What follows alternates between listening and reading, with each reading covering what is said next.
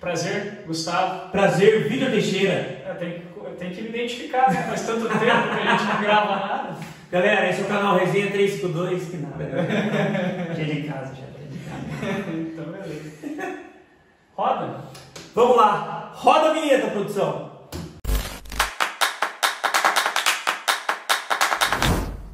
Vitão, Diga, Guga. tempão sem gravar nada. É isso aí, 2 semanas já. E não é à toa que choveu hoje em Cascavel. Um temporal desse não poderia vir por outro motivo, senão a gente aqui, sentado diante da câmera. É que nem diz aquela música, né? E todo o céu vai desabar. Foi quase isso. A convocação do Diniz hoje. Que é tema de hoje, né, Guga? O nosso tema da semana, vai ser basicamente só a convocação do Diniz. Primeira convocação do nosso técnico interino, Fernando Diniz. Que tem tudo para ser efetivado lá na frente, né?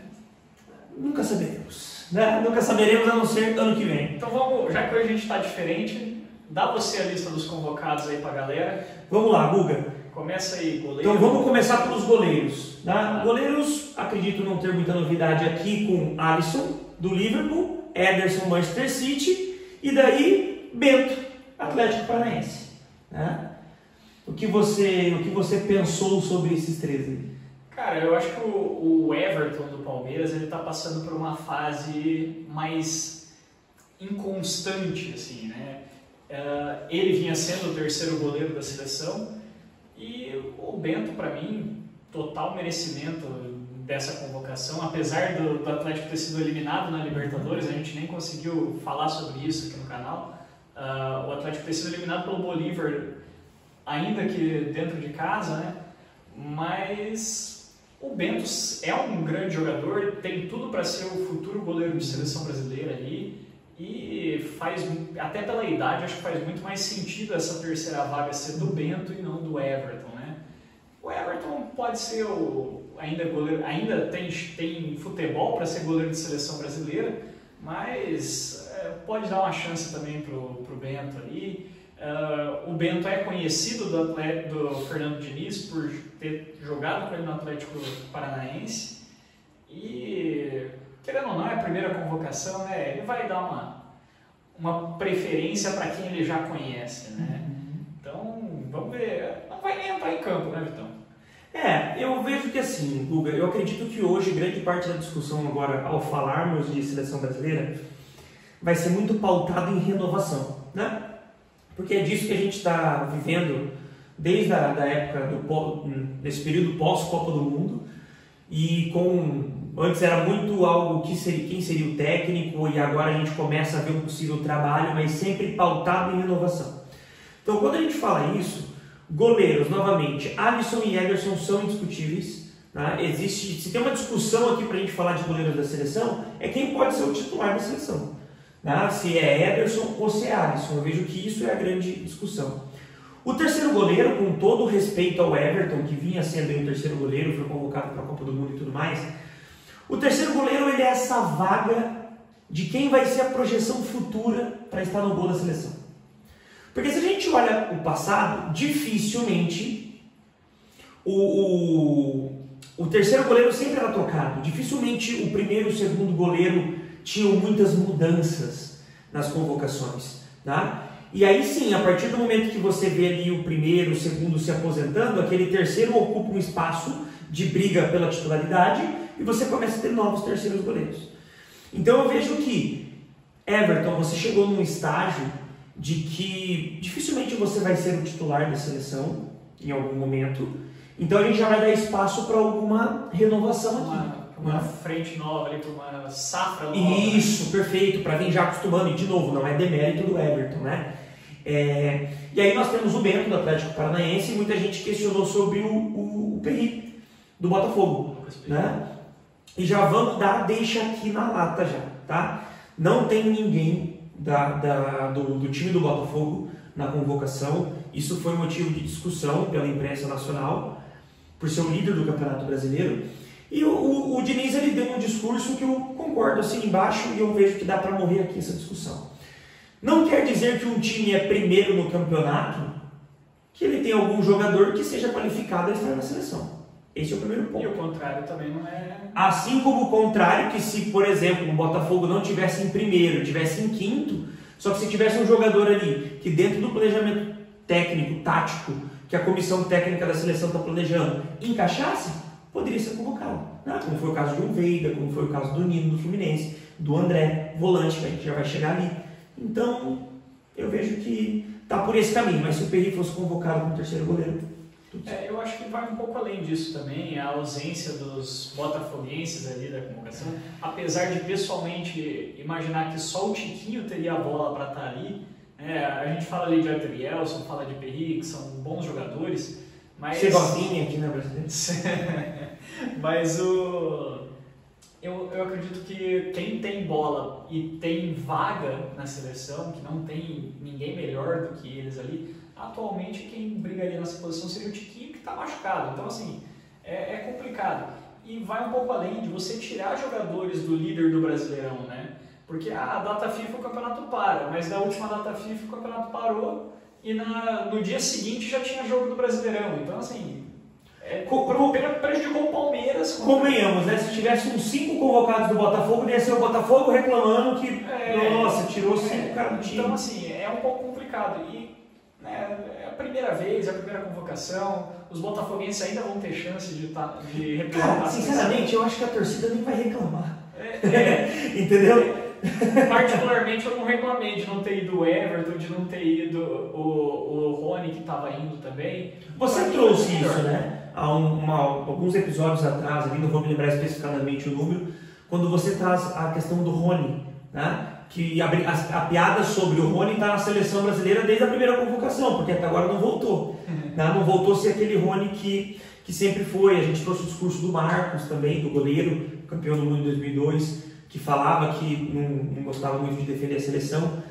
Em virtude de que vai, daí de repente lá faz um treino que muitas vezes não tem fundamento, volta para o time, perde um espaço, acontece alguma coisa, tira do ritmo. E aí quando você fala de um Botafogo, né, com todos esses anos de seca de títulos, e agora fazendo uma campanha sensacional, eu acredito que o torcedor não vai ficar muito bravo, não. Não vai. E é que eu falei, vai ter chance. Se o Botafogo de fato confirmar o título no final do ano, dificilmente o Adrielson, por exemplo, não vai ser convocado. Porque o miolo de zaga, a meu ver, a gente ainda vai falar quem foi convocado aí, mas a meu ver é um problema que a seleção tem. É óbvio que os titulares ainda são muito fortes, apesar da lesão do Militão, mas a reserva dessa zaga ainda está um pouco... não se provou ainda. Poxa, o Perry, assim como o Bento, é um ótimo goleiro. Eu acredito com certeza. Tem Estamos idade, bem servidos. né? Estamos bem servidos. Talvez futuramente na convocação apareçam os dois, né? E assim, teremos outras convocações também, ainda na mão do Diniz, né? Assim como eu acho, então, que se ele tivesse levado o Fábio, por exemplo, para o gol, para terceiro goleiro, não me seria nenhuma surpresa, porque é um ótimo goleiro que sempre mereceu a seleção brasileira, nunca foi reconhecido, e a gente sabe que o goleiro, como muitos já dizem há muito tempo, é a confiança do treinador, né? Então, assim, leva lá, se ele não sentir a mesma confiança, deve ser muito difícil não sentir confiança em Ederson e Alisson, né? Mas se ele não sentir, se ele preferir o Fábio, ele põe para jogar, mas... Como eu disse, acho que o Bento nem entrar em campo não vai entrar. Muito bom. Vamos para os laterais, Luca. Né? Na lateral nós temos Danilo, Juventus. Nós temos o Wanderson do Mônaco. Já estou rindo porque a cara do Gustavo quando fala Danilo é imprescindível. Wanderson do Mônaco, Caio Henrique do Mônaco e Renan Lodge, Olympique de Marseille. Então, esses aí eu vou me limitar só a criticar o Danilo, mas também entendendo que não temos atualmente no Brasil, né, e como brasileiro, ninguém que possa suprir de maneira diferenciada. Né? Assim, na lateral esquerda, acredito que o Arana mereceria, mas também está voltando agora. De lesão, uma lesão de quase um ano parado. E o Lodge, para mim, é também questão da confiança, né, que também trabalhou com o Diniz no Atlético Paranaense. Para mim foi questão meramente de confiança no jogador ali, mas acho que não tem muito o que reclamar, não. Eu vejo que a lateral, eu fico feliz por ter as peças novas, que é o caso do Wanderson e do próprio Caio Henrique, né? Eu estou observando que é muito disso. A gente vem de 2 safras de laterais direito e esquerdo, né? Cafu, Roberto Carlos, Daniel Alves e Marcelo.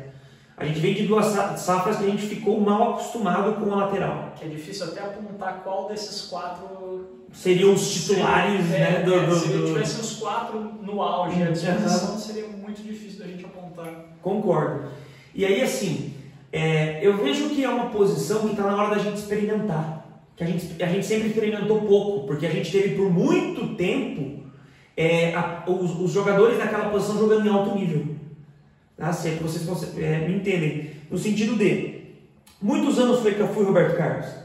E logo depois teve um outro período de transição pequena, mas aí tipo Marcelo e Daniel Alves assumiram isso. E mesmo essa transição pequena, se você parar para lembrar, era Cicinho, Maicon, né, o Gilberto Belletti, que acompanhou, veio da reserva lá de 2002 e veio junto. Então assim, eram jogadores fora de série, mesmo esse no período de transição. E agora a gente está numa baixa safra de laterais. Exato. E quando eu olho pro Wanderson e pro Caio Henrique, ambos do Mônaco, eu vejo assim, o Renan Lodge já vinha em algumas convocações desde a época do Tite. Eu particularmente gosto do jogador, vejo que ele precisa ter uma sequência na seleção para a gente poder validar o trabalho dele, por assim dizer. O Danilo vem pela experiência. Eu, particularmente falando, nunca gostei da convocação do Danilo. Ele até já migrou na Juventus para a zaga, tem todo o respeito da Juventus, né? É o primeiro jogador dos últimos 30 anos a assumir a braçadeira de capitão da Juventus sem ser italiano. Só que assim, ele já transitou para a zaga. O que ele vai querer fazer na seleção da lateral direita de novo? Vai ser um terceiro zagueiro. Então assim, a não ser que fosse jogar num 3-5-2, eu não vejo, né, essa utilidade do Danilo. Enfim, voltando a falar de Wanderson e Caio Henrique. Nós estamos passando agora por um processo de transição da gente olhar para joias da lateral que foram vendidas jovens aqui no Brasil para a Europa. Wanderson é um caso desse, né? O Grêmio vendeu o Wanderson muito cedo, ele fez alguns jogos pelo Grêmio, pelo Grêmio principal, e foi para o Mônaco. E você começa a ver alguns nomes que estão despontando agora, até lá na Europa com a janela de transferência, os clubes começaram a olhar isso. Você vê o Carlos Augusto, que era um lateral que jogava pelo Corinthians, né? O próprio Caio Henrique. Então são jogadores que saíram daqui jovens, estão jovens ainda, então vamos ver como é que a gente molda isso, experiencia esses jogadores. Então, vamos lá. Lateral foi. É isso. Zagueiros. Nós temos Gabriel Magalhães, do Arsenal, Marquinhos, PSG, Nino, Fluminense, e o Ibañez, Al Ahly. Muitas pessoas diziam que o Ibañez perderia espaço nas convocações por conta dessa opção pelo Oriente Médio, né? pelo Arabão, que a gente chama aqui. Mas eu vejo que é um bom jogador. Não teve muita chance na seleção. Ainda tem o Bremer na Europa, que poderia ser uma opção. O próprio Lucas Veríssimo, que agora vai jogar pelo Corinthians no Campeonato Brasileiro, pode ser também uma opção. Mas é aquilo que eu falei, para mim o que está em aberto na seleção são os reservas da zaga. Porque, poxa, Marquinhos, sensacional. Né? É indiscutível a convocação do Marquinhos, apesar de jogar no fraquíssimo campeonato francês, que para mim também não perde em nada com o Arabão. Mas só a única coisa que tem um time que é mais forte que todos. Né? O Arabão pelo menos está mais equilibrado agora. E o Gabriel Magalhães, poxa, fez um campeonato excelente pelo Arsenal ano passado. Só não foi campeão inglês na temporada passada, né? Só não foi campeão inglês porque o Manchester City é muito acima da média em qualquer quesito e conseguiu superar o Arsenal. O Arsenal sofreu com algumas lesões, né? E não tinha peça de reposição. Então, mas o Magalhães, do meu ponto de vista, ele foi muito constante na temporada passada, conseguiu se sair muito bem na zaga, teve um bom destaque. E já nas convocações do Ramon Menezes, muita gente não entendia por que ele não estava. Porque que alguns jogadores estavam e ele não. E vai ter um cara lá na frente do Arsenal também, que a gente vai falar, que era outra peça que ninguém entendia por que não era convocado né, com o Ramon Menezes, porque esteve na Copa, fez um excelente campeonato em inglês também. Então, assim, ali nessa convocação dos zagueiros, aí, talvez a única peça que se discuta seja o Ibañez, porque o próprio Nino, além de entrar naquela questão da confiança do treinador, o Nino foi até capitão do Fluminense já. É uma promessa que há muito vem entregando futebol. Você viu o Nino jogando, é um zagueiro muito consistente, que, poxa, impõe respeito na zaga ali, que faz seus golzinhos lá na frente também. Tem uma boa saída de bola. Vão achar engraçado agora, mas me lembra muito o Luan na saída de bola, porque o Luan do Palmeiras é azarado pra caramba, né? Mas, poxa, é um bom defensor, é consistente e tem uma saída de bola impecável, que poderia facilmente ser volante num time. Então, o Nino, no meu ponto de vista, pode se destacar nessas convocações aí e pode assumir essa vaga de reserva imediata da seleção brasileira. Ótimo ponto de vista, Guga, ótimo ponto de vista. E eu, para pincelar assim a zaga, não vejo nenhum problema aqui, estamos experienciando também alguns zagueiros. Eu só sinto ainda, claro, temos a falta do Éder Militão, que está machucado, que possivelmente vai fazer uma zaga de titulares com o Marquinhos, Éder Militão e Marquinhos, né? Gabriel Magalhães tem futebol para brigar por essa zaga titular. Ainda mais se a gente falar de 3 zagueiros. Exatamente. E o Bremer, eu sinto falta do Bremer. Foi convocado para a Copa de forma justíssima, e eu não entendi o porquê do pós-Copa que ele sumiu. Ele não se machucou, ele é titular da Juventus. De novo eu reforço isso, ele foi o único brasileiro a estar dentro da seleção do Campeonato Italiano do ano passado, né? Mesmo a Juventus passando por reformulação. E aí quando você olha que o Danilo é zagueiro na Juventus também foi convocado, qual o critério do Bremer não ser convocado? Eu imagino que seja preferência, né, do treinador. Claro, ele disputou a vaga para ir para a Copa do Mundo com o Ibañez, né? E venceu a briga. Só que eu vejo que o Bremer poderia estar aí sim, mas vamos lá, só está começando. Né? Só está começando. Meio campo dessa seleção. Vamos lá, meios campistas: André, Fluminense, o Bruno Guimarães, Newcastle, Joelinton, Newcastle, o Rafael Veiga, Palmeiras, e o Casemiro, Manchester United. Na verdade sim. Manchester United. Desculpa, deixa eu consertar minha pronúncia. Se eu tivesse falado United, eu já ia corrigir aqui. Também, porque, né? Menu. Então lá, na verdade sim, o que me impressionou nessa convocação desse meio campo em si, e até a hora que eu li eu falei, poxa, já vou ver o ataque, porque não é possível. O Diniz, que é um treinador que gosta tanto de jogar para frente, daquele futebol ofensivo, e a gente vê aí que o meio campo só tem o Veiga de armador.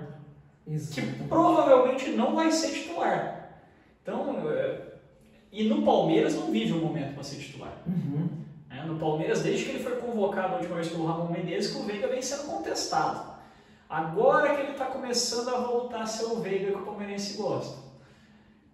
Então, assim, é difícil de entender essa convocação do Diniz nesse ponto aí, com tanto volante, né? A gente sabe que o Guimarães pode jogar um pouco mais para frente, a gente sabe que de repente ele pode puxar o outro convocado que a gente não citou, que é o Neymar, pode puxar para o meio de campo ali, mas é no mínimo estranho, né? Porque muito volante.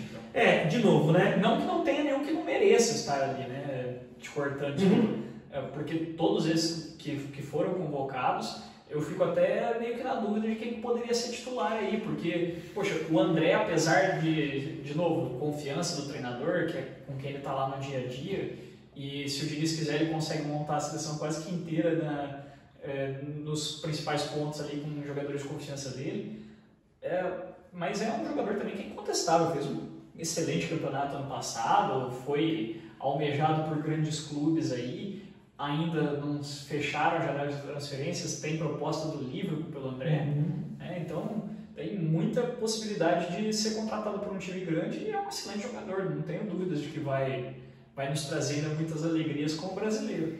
Eu vejo que assim, Guga, quando a gente olha para a convocação agora, nós temos o André, o Bruno Guimarães e o Casemiro, que são volantes.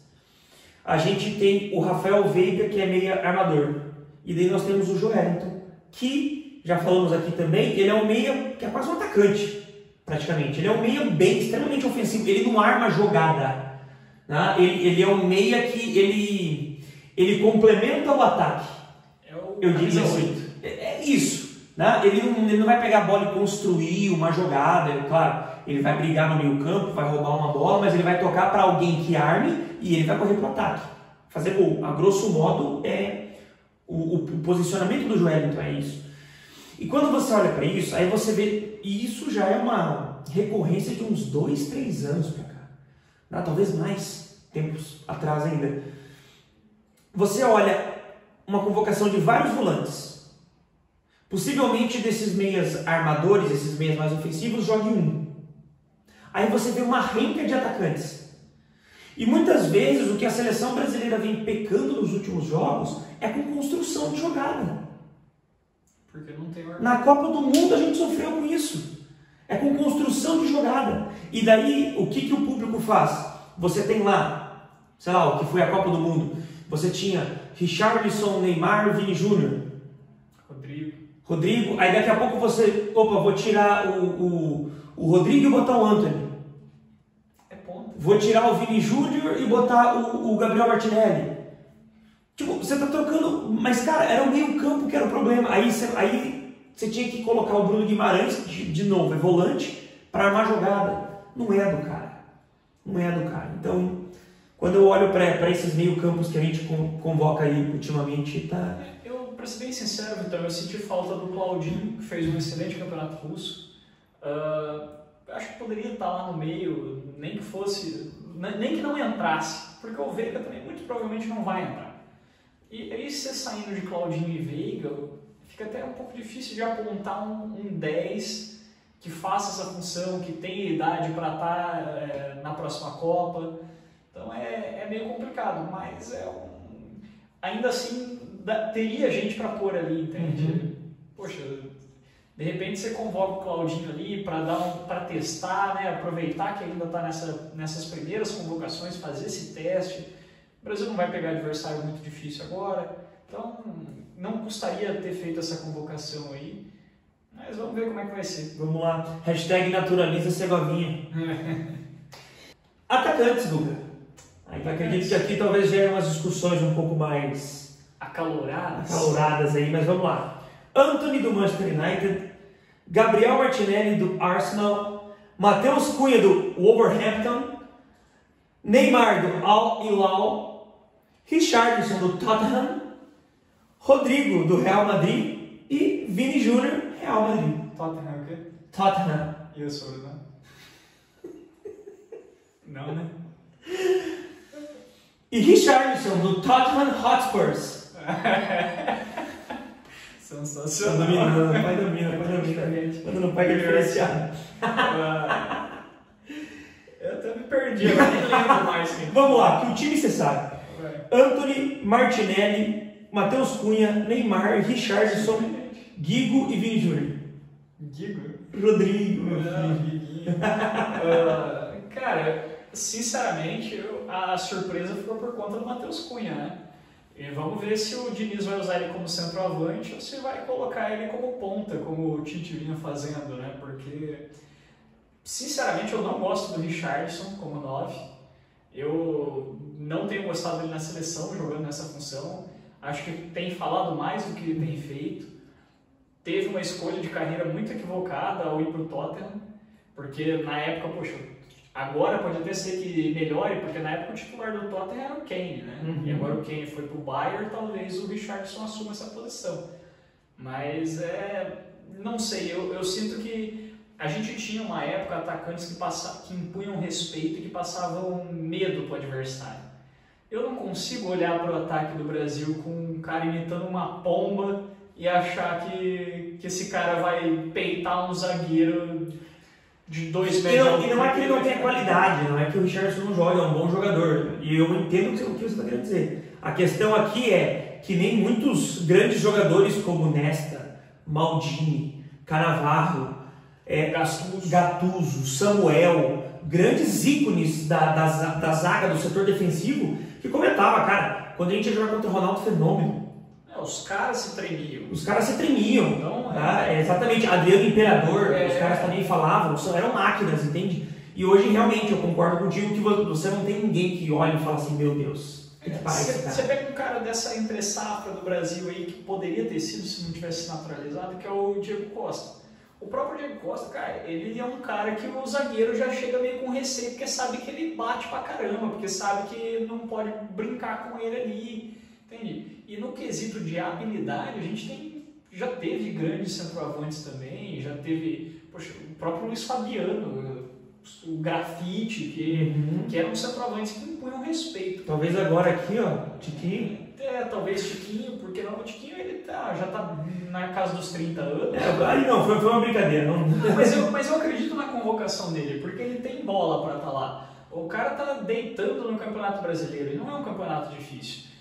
É que pra mim a imagem que eu tenho do Richarlison é a mesma que eu tenho do Gabigol, que é um cara que pode ter bola, mas é um cara que não tem como, não sei, ele não impõe aquele respeito, não tenho aquela admiração por ele.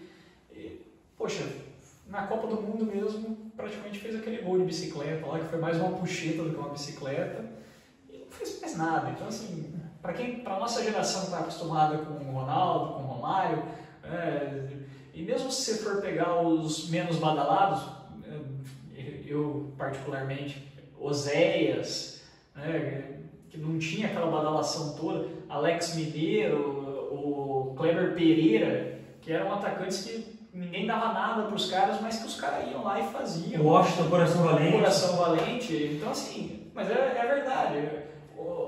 Tinha mais um que eu não me lembro o nome, que formava um trio de ataque no Fluminense, que era o Washington, era Leandro, não me lembro o sobrenome dele agora, e o Dodô. Então, o Dodô fazia parte desse trio. Mas assim, eram centroavantes que resolviam, que a bola no pé deles era certeza de gol. E hoje em dia a gente está tendo que se contentar com o Richarlison. Não me parece que é o nome certo para chegar numa Copa do Mundo. Pode ser que esteja lá, por falta de opção, mas não por... E aí a gente vai ter futuramente o Vitor Roque, que talvez, esse sim, né, por enquanto tem se mostrado um grande centroavante. Do lado dele tem o Endrick, que não está jogando nada no Palmeiras, mas também não tem tido oportunidade. Então, assim, até a Copa do Mundo a gente vai ter aí um grande caminho a percorrer, mas eu não espero que a gente não esteja com o Richarlison de novo no comando de ataque. Tem grandes evoluções, né? E daí eu jogo para aquilo que você trouxe.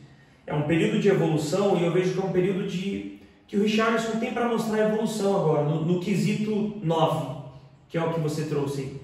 Porque agora com a venda do Kane para o Bayern de Munique, abriu essa vaga no Tottenham, né? E aí, o Richarlison vai seguir como ponta ou ele vai virar um 9?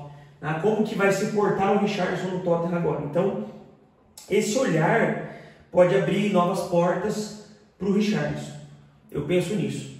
Os meus pontos aqui para o ataque muito feliz com a volta do Martinelli. O Gustavo citou antes um jogador do Arsenal do ataque, nós falávamos do Martinelli. Foi um jogador que bateu recordes de Premier League ano passado no quesito de assistências. Fez o que o basquete chamaria de double-double. Ele teve dali 2 indicadores, que é o de gol e assistências, com mais de 10, com mais de 2 dígitos, a partir de 2 dígitos. Então ele foi um jogador que foi peça fundamental no Arsenal, mostrou uma flexibilidade de toque de bola, de velocidade. Na Copa do Mundo ele já fez isso, poucas oportunidades, mas fez. Né? Titular absoluto do Arsenal. Marcando gol, então assim, é um jogador que é muito novo, muito jovem.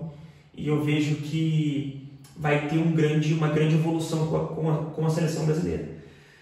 E aí, Guga, vem o polêmico Menino Ney. Menino Ney. Imitação legal. Neymar Júnior, que tem muita coisa pra gente falar aqui. Neymar Júnior, a volta do Neymar para a seleção brasileira. Assim, a minha opinião do Neymar estar nessa convocação é porque o Diniz queria ter o gostinho de treinar o Neymar um dia. Porque, sinceramente, o jogador voltando de lesão, tá certo que é o Neymar, mas mesmo assim, o jogador voltando de lesão, jogando num campeonato, num Paulistão do ano inteiro, não sei se seria o melhor nome para estar lá.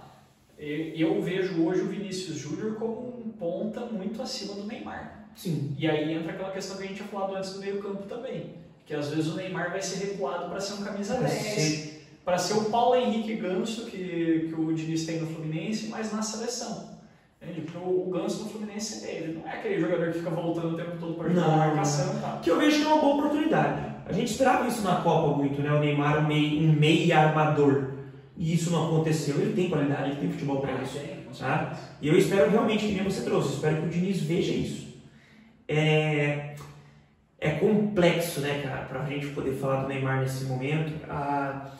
Se a gente for falar do Campeonato Árabe, eu tenho muitas expectativas para esse novo Campeonato Árabe e para os próximos. Eu vejo como uma evolução. Não digo que a chegada dessas estrelas para o Campeonato Árabe vai fazer com que o campeonato agora, evolua, né? Mas eu vejo que vai ser uma evolução muito boa aí. Mas vamos lá. Muito se falou do Neymar, eu vi muitos jornalistas, eu vi muitos torcedores decepcionados com a escolha do Neymar, trazer a ida dele para o Al Hilal como uma desistência do futebol, como um fim de carreira, entre outras coisas, né? Nesse sentido de estágio final. E assim, eu tratei com tanta naturalidade disso. Tudo bem que eu não sou um fã exímio do Neymar, mas porque para mim, como a gente comentou antes, né, o medo que Ronaldo Fenômeno, o Adriano Imperador causava, eu não acho que o Neymar causa medo também, porque, né? Mas assim, o Neymar, ele sempre foi um jogador que buscou o dinheiro. Ele nunca buscou com intensidade em ser o melhor do mundo.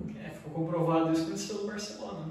Exatamente. Tá? Então, assim, para os princípios do Neymar, para aquilo que o Neymar quer, tá ótimo.